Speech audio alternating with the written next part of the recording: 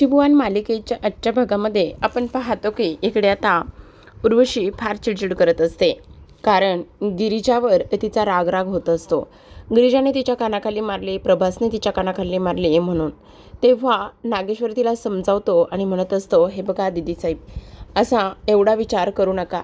वेळ आली की सगळ्या गोष्टींची इथे परतफेड करायची, आणि काही जरी झालं ना तरीसुद्धा आत्ता त्या लोकांनी तुम्हाला कानाखाली मारले ना, मग तुम्ही काळजी करू नका.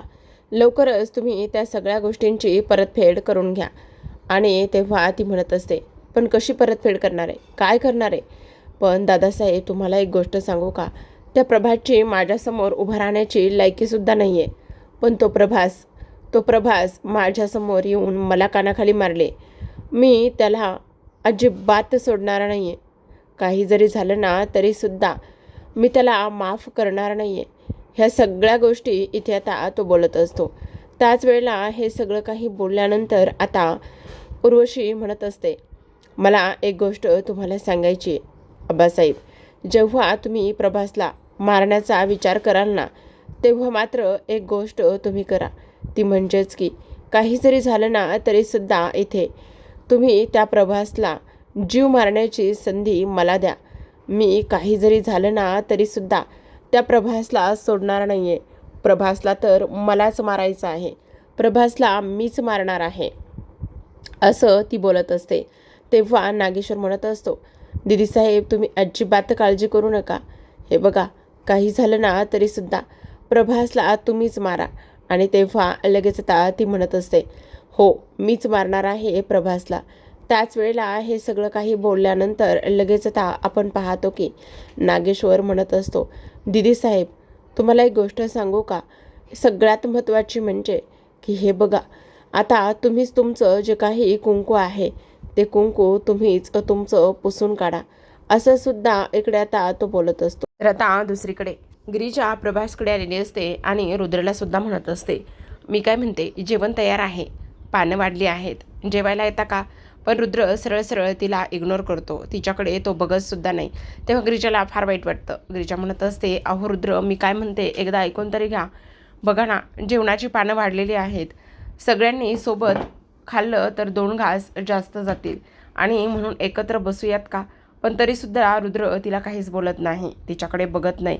तेव्हा शेवटी गिरिजा न राहून रुद्रच्या जवळ जाते आणि रुद्रला म्हणत असते, रुद्र, असं काय करताय? मी तुमच्याशी बोलते, तुम्ही आता माझ्याशी बोलणारसुद्धा नाही आहात का? तुम्ही माझ्याकडं साधं बघतसुद्धा नाही आहात. रुद्र, प्लीज बोला ना. हे बघा, जे काही झालं आहे त्याबद्दल मलाच नाही माहिती त्या सगळ्या गोष्टी कशा झाल्यात म्हणून. मी अगदी मनापासून तुम्हाला सॉरी म्हणते रुद्र. प्लीज तुम्ही माझ्याशी 2 शब्द तरी बोला ना रुद्र. हे सगळं काही ती इथे बोलत असते. पण रुद्र आता उठतो आणि प्रभासच्या जवळ जातो आणि म्हणत असतो, मी काय म्हणतो प्रभास काका, आपण जेवणं सर्वांसोबत एकत्रच करूया का? म्हणजे एकत्र जर जेवलो ना तर 2 घास नक्कीच जास्तीचे जातील. चला, सगळ्यांनाच आपण तिथेच जेवूयात, असं तो बोलतो.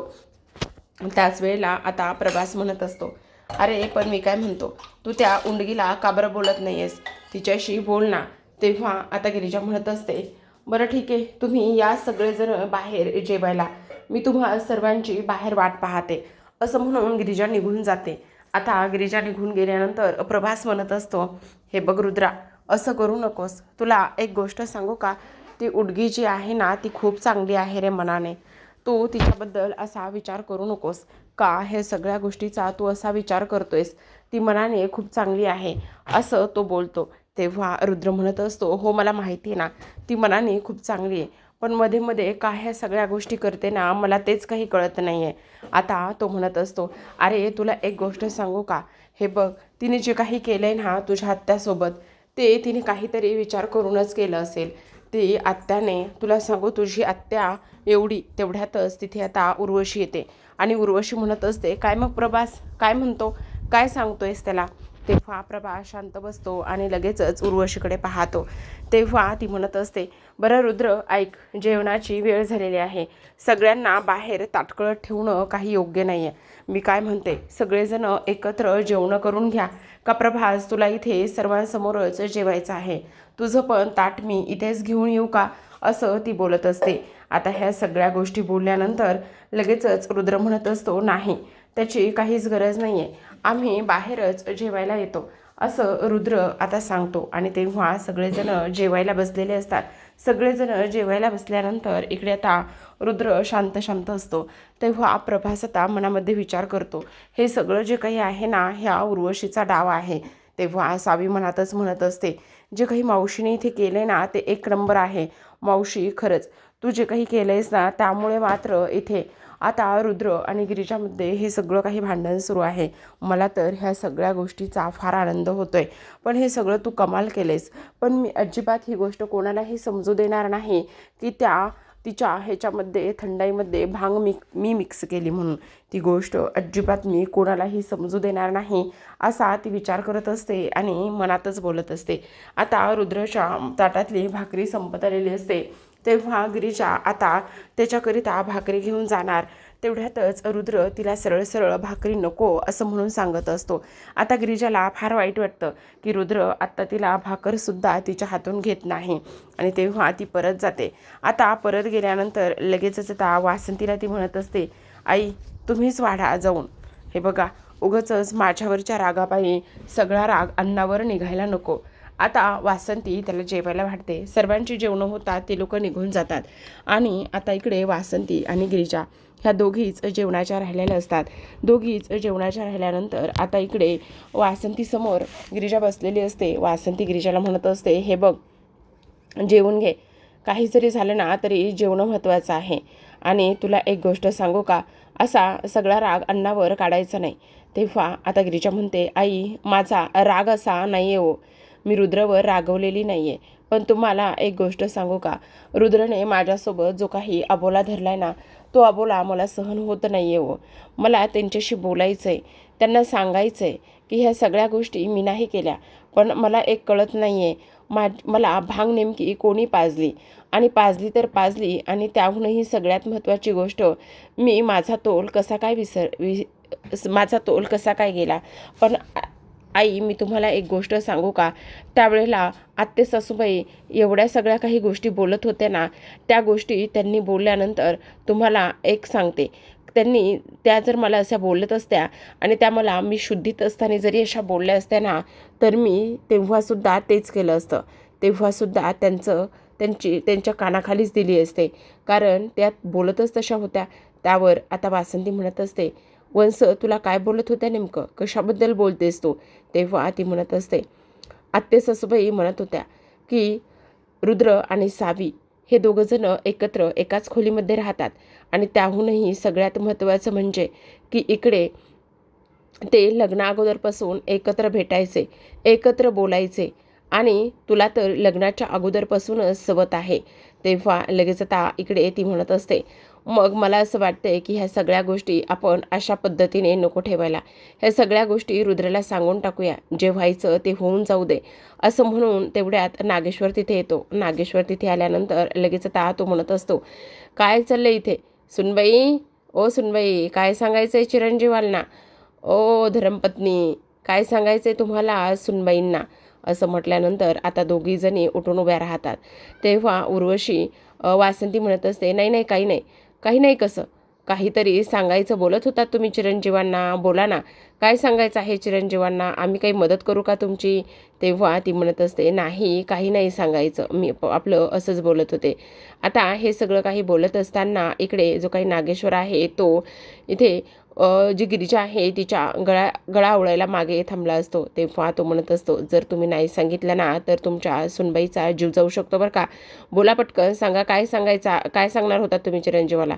तेव्हा वासंती आता सगळं काही विसरून लगेच म्हणत असते, ते मी हे सांगणार होते की तो रुद्र आणि गिरिजामध्ये भांडण झालेलं, म्हणजे ते दोघं जरा बोलत नाहीत ना, मग मला असं वाटतंय की त्या दोघांनी बोलावं, त्या दोघांनी एकत्र यावं, आणि म्हणून मी त्या सर्व गोष्टी सांगण्याचा प्रयत्न करत होते.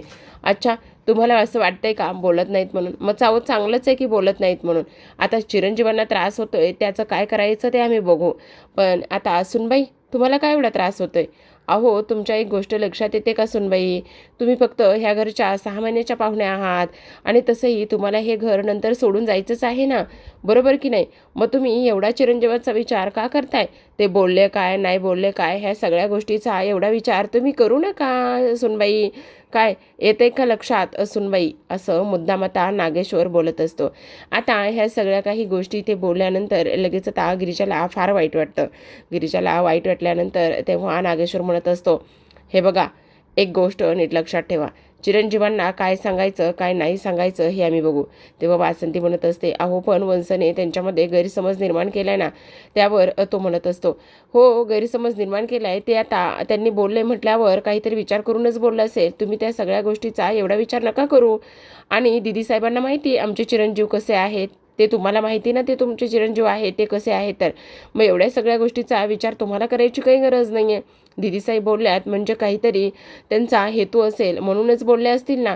आणि तसंही नाहीतरी सुनबाई ह्या घरी किती दिवस राहणार आहेत असं म्हटल्यानंतर गिरिजा आता धावतच तिथून निघून जाते. गिरिजा तिथून निघून गेल्यानंतर तिच्या खोलीमध्ये जाऊन रडायला लागते. वासंती तिला आवाज येत असते, कारण तिने 2 घाससुद्धा खाल्लेले नसतात आणि तशीच न खाता ती उठून खोलीमध्ये जाते. आता गिरिजा खोलीमध्ये जाते. इकडे रुद्र आणि त्याच वेळेला जो काही आपला प्रभास आहे हे दोघेही जण खोलीमध्ये असतात. आता इकडे जो काही प्रभास आहे तो म्हणत असतो, अरे रुद्र, हे बघ, तू असा विचार नको करूस. त्या उंडगीला माफ कर रे. ती उंडगी चांगली आहे बघ. तिच्याशी असा अबोला धरू नकोस आणि तुमच्यामध्ये जे काही भांडण झालंय ते मिटून टाक.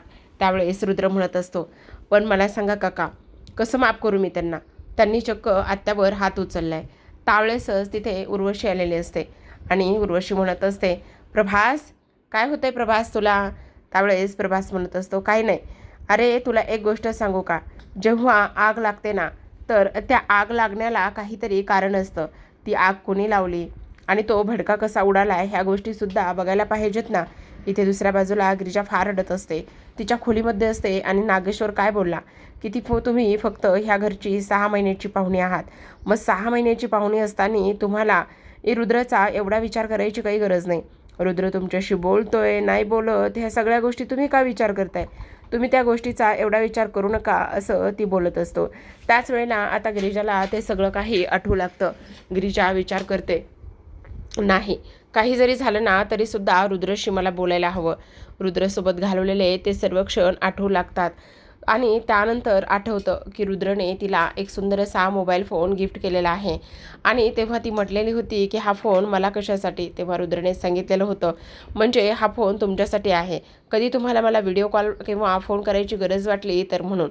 मग आता रुद्र बोलत नाही म्हटल्यावर गिरिजा त्याला व्हिडिओ कॉल करते आणि व्हिडिओ कॉल केल्यानंतर रुद्र सरळ सरळ तो फोन कट करतो. आता गिरिजाला थोडंसं आश्चर्यच वाटतं की रुद्रने चक्क व्हिडिओ कॉलसुद्धा कट केला आहे.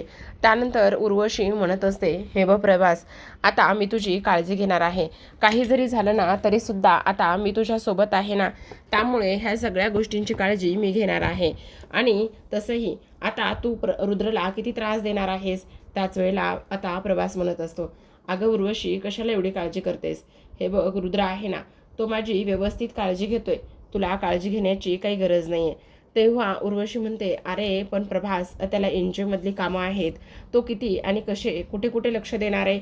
तेव्हा रुद्र म्हणत असतो, हे बघ आत्या, तू नको काळजी करूस, घेईन मी काकांची काळजी.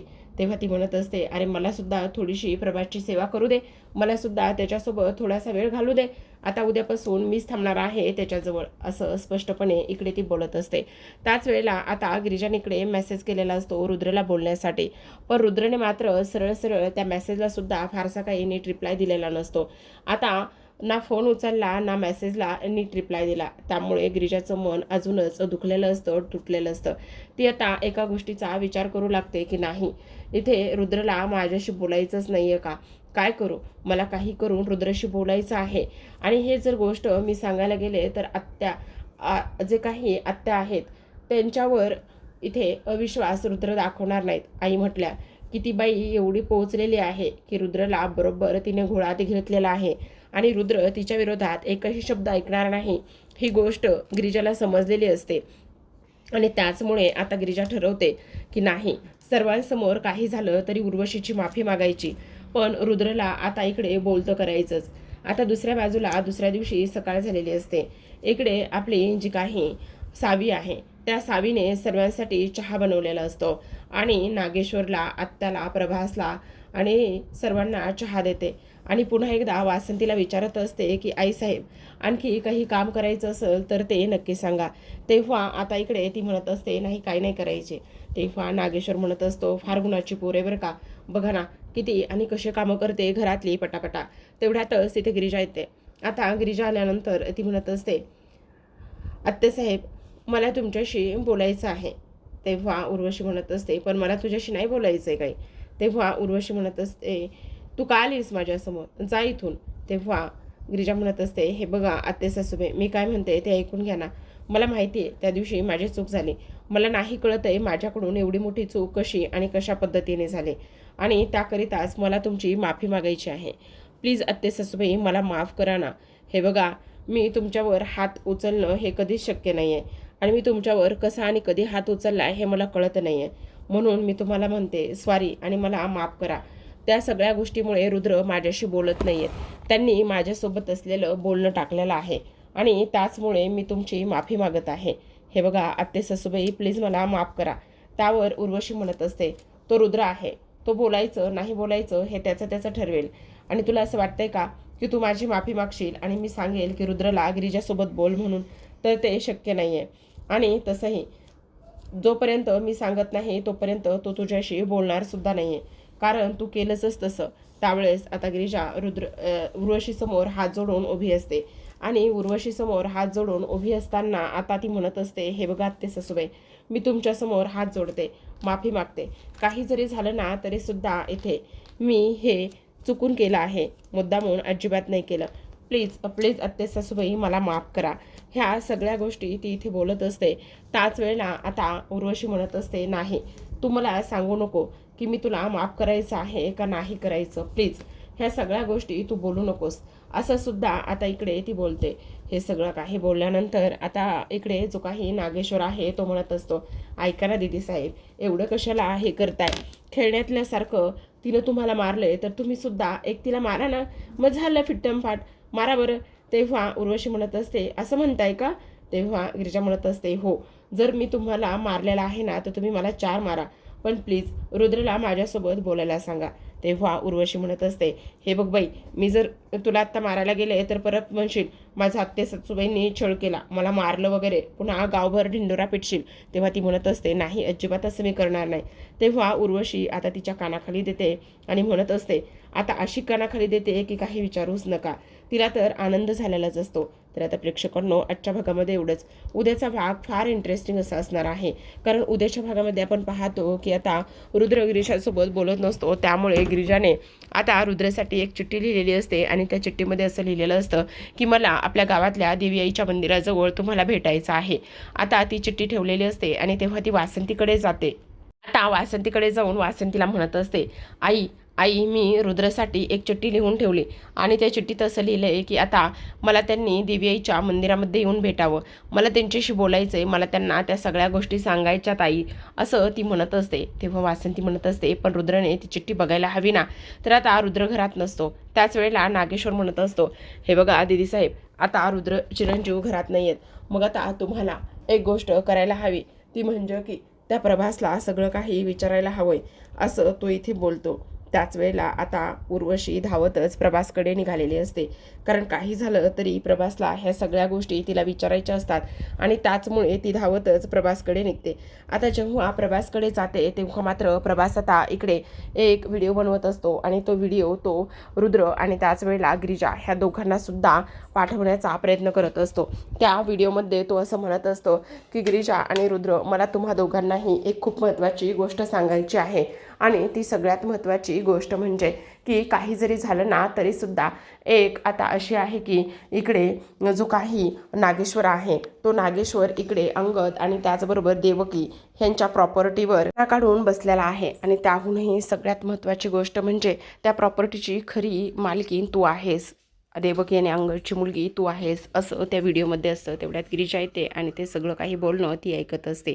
तर पाहत राहा नशीबवान. भेटूयात उद्याच्या भागामध्ये. तोपर्यंत धन्यवाद.